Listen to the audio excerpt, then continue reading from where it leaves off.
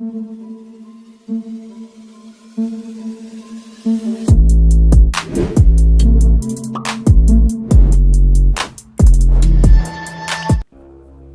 दोस्तों, scary story official में आप सबका स्वागत है।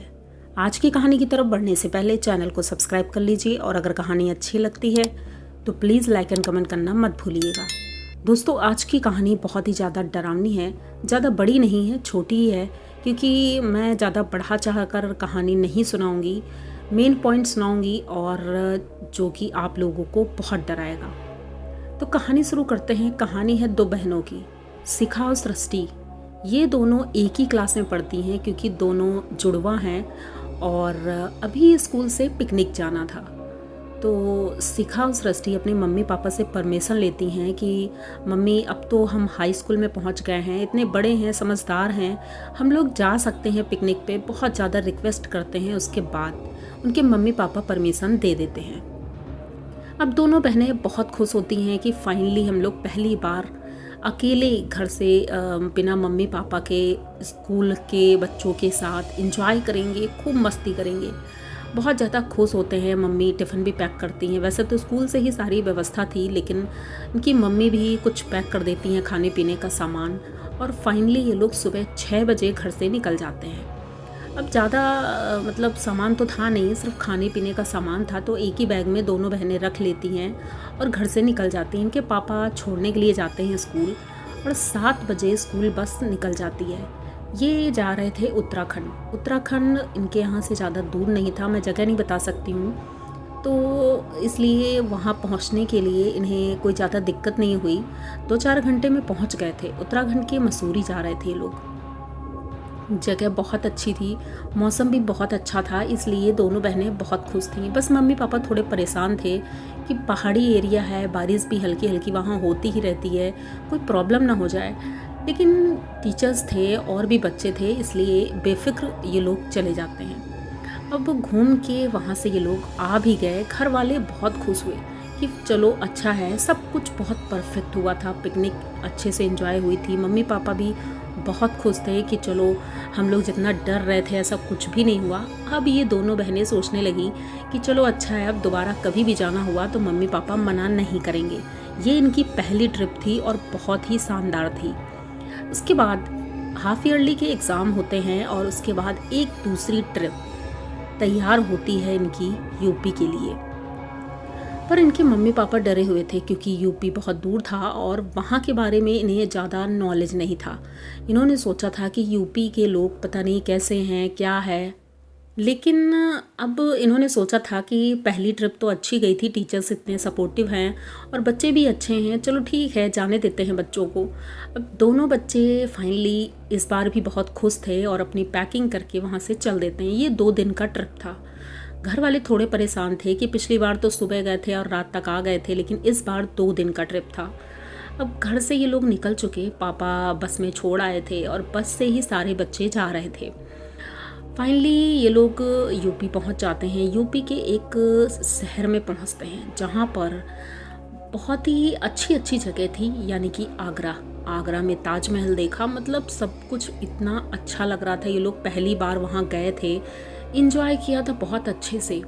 रात हो गई थी, इन्हें अपने कैंप में जाने के लिए कैंपिंग की थी और रात में सब खूब इंजॉय कर रहे थे और गाने गा रहे थे। उधर खाना बन रहा था। एक आउटर एरिया में लोगों ने अपना कैंप लगाया था। बात आज से बहुत पुरानी है, इसलिए वहाँ पर तब इतना ट्रैफिक भी नहीं होता था, ना गाड़ियों का शोर, ना लाइटें, इतनी अंधेरा। मतलब आप लोग सोच सकते हैं कैसा माहौल रहा होगा। तो ये लोग सब लोग एंजॉय कर रहे थे। तभी सृष्टि बोलती है मुझे वॉशरूम जाना है, तो शिखा कहती है कि अब यहाँ पर वॉशरूम तो नहीं है, हमें बाहर ही जाना होगा। तो 1-2 लड़कियाँ और रेडी होती हैं और 2-3 लड़कियाँ मिलकर साथ में जाती हैं क्योंकि टीचर्स ने बोला था अकेले कोई भी नहीं जाएगा। तो ये लोग अपने कैंप से निकलती हैं और टीचर को नहीं बताती हैं, अकेले ही 4 लड़कियाँ निकल जाती हैं। कैंप से थोड़ी दूरी पर अब वहाँ पर ढेर सारे पेड़ पौधे और ये सारी चीज़ें थी, तो वहीं पर जा करके एक पेड़ के पीछे सृष्टि अपना वॉशरूम जाती है और बस बैठी ही थी कि तभी उसे महसूस होता है पीछे झाड़ियों से कुछ आवाज़ें आ रही हैं, जैसे कोई जंगली जानवर हो। तो सृष्टि डर जाती है, लेकिन सोचती है कि यहाँ पर कुत्ते वगैरह ही होंगे और तो कुछ होगा नहीं। लेकिन थोड़ी देर बाद सृष्टि को दिखाई पड़ता है एक बहुत लंबा चौड़ा आदमी, जो कि हद से ज़्यादा लंबा था। वो देख करके सृष्टि एकदम से चीखती है और वहीं पर गिर जाती है। तीनों सहेलियाँ दौड़ कर जाती हैं, सृष्टि को उठाती हैं, और उसकी आवाज़ इतनी तेज़ थी कि टीचर्स भी दौड़ कर आ जाते हैं। सभी उसे लेकर आते हैं और होश में लाने की कोशिश करते हैं। वो जो बताती है किसी को विश्वास नहीं होता है आखिर ये क्या था। अब सब लोग तो बहुत परेशान हो गए थे, क्योंकि उसका बिहेवियर इतना चेंज हो गया था। वो डरी सहमी एक कोने में बैठी है, रोए जा रही है। शिखा भी बहुत परेशान थी, आखिर क्या हो गया है, मम्मी पापा को क्या बोलेंगे, अब तो कहीं जाने को मिलेगा भी नहीं हमें। अब रात तो किसी तरह गुजरती है, सुबह ही ये लोग अपने अपने घर पहुंच जाते हैं। अब टीचर्स तो घर वालों को बताते हैं कि भाई पता नहीं क्या हुआ है, इसको डर गई है या क्या हुआ है, कुछ समझ में नहीं आ रहा है। तो उनके मम्मी पापा कहते हैं ठीक है, हम डॉक्टर को दिखाएंगे। डॉक्टर को दिखाते हैं, लेकिन कुछ समझ नहीं आता है। शिखा बताती है कि दोनों बहनें एक ही रूम में सोती थी।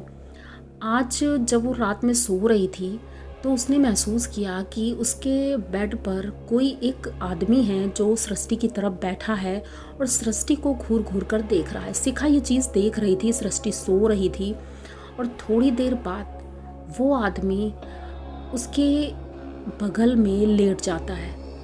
अब ये देख करके शिखा एकदम से चिल्लाती है, और जैसे ही चिल्लाती है तो सृष्टि भी उठ जाती है।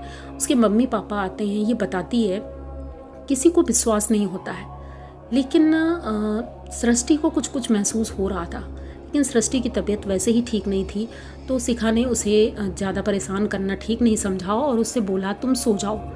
अब ये सब सो जाते हैं। उसके बाद थोड़ी देर बाद अचानक से सृष्टि चीख कर उठती है। सृष्टि के शरीर में चोटों के निशान थे। ये देख करके घर के लोग डर जाते हैं, आखिर इसे हुआ क्या है। अब शिखा कहती है कि मम्मी हो ना हो कुछ ना कुछ प्रॉब्लम है, हमें किसी न किसी को दिखाना होगा, क्योंकि हमारे स्कूल में बच्चे बता रहे थे ये सब भूत प्रेत ये सारी चीज़ें होती हैं। तो उनके मम्मी पापा कहते हैं चलो ठीक है, मंदिर में पंडित जी को दिखाएंगे, उनसे पूछेंगे। दूसरे दिन सुबह ही पंडित जी के पास जाते हैं तो पंडित जी बताते हैं तुम्हारी बेटी को खबीस ने पकड़ लिया है। खबीस कोई नॉर्मल चीज़ नहीं होती है, ये बहुत ही ज़्यादा भयानक होती है। ये बच्चा भी होता है, बड़ा भी होता है, और इसने तुम्हारी बेटी के शरीर में कब्जा किया है। अब उससे कबूल करवाते हैं। पहले तो वो कुछ बोल नहीं रहा था, लेकिन उसके बाद उसने बोला कि मुझे ये लड़की पसंद है, और ये खुद मेरे पास आई थी, मैं इसके पास नहीं गया था। मैं जिस पेड़ पर रहता हूँ उसी पेड़ के नीचे ये गई थी वॉशरूम करने, और मुझे ये अच्छी लगी, इसलिए मैं इसके साथ हो लिया। अब तुम लोग कुछ नहीं कर सकते हो, मैं इसे अपने साथ लेकर ही जाऊंगा। अब घर के लोग बहुत परेशान होते हैं। उसके बाद अचानक से वो हंसने लगती है, उसकी आंखें पलट जाती हैं, वो अपना सर घुमाने लगती है और ज़ोर ज़ोर से आदमी की आवाज़ में, कभी बच्चों की आवाज़ में, कभी औरत की आवाज़ में वो हंस रही थी। ये देख करके घर के लोग तो बहुत ही ज़्यादा डर गए थे। शिखा की हालत भी बहुत ख़राब हो रही थी देख देख कर। पंडित जी कहते हैं कि ये मैं तो नहीं कर सकता कुछ, अब तांत्रिक को ही बुलाना होगा। तांत्रिक को बुलाया जाता है, और उसके बाद एक मौलवी साहब थे, उन्हीं के बगल में एक मजार थी। मौलवी साहब को जब बताया जाता है तो वो फिर उसका इलाज करते हैं। उस लड़की को अपने पास बुलाते हैं और 2 दिन तक वो उसका झाड़ा करते हैं। उसके बाद जाके सृष्टि कुछ नॉर्मल हुई थी, और 2-3 दिन में ही सृष्टि की हालत ऐसी हो गई थी, ऐसा लग रहा था मानो वो महीनों से बीमार है। उसकी हालत बहुत ख़राब हो गई थी। घर वाले तो इतना परेशान थे कि उन्हें लगा था कि शायद वो सृष्टि को खो देंगे, लेकिन फाइनली मौलवी जी की वजह से सृष्टि ठीक थी, और अब वो बड़ी हो गई है, जॉब भी करती है, और सृष्टि ने ही ये कहानी हमारे साथ शेयर की है। और नाम हमने चेंज कर दिया है क्योंकि नाम नहीं बता सकते हैं। तो आप लोगों को अगर सृष्टि की ये कहानी अच्छी लगी हो तो प्लीज़ चैनल को सब्सक्राइब करिए, लाइक कमेंट करिए, शेयर करिए, और बने रहिए हमारे साथ। इसी तरह की नई और अनोखी कहानियाँ मैं लेकर आती रहती हूँ। तो मिलते हैं फिर किसी नई कहानी में, तब तक के लिए डरते रहिए।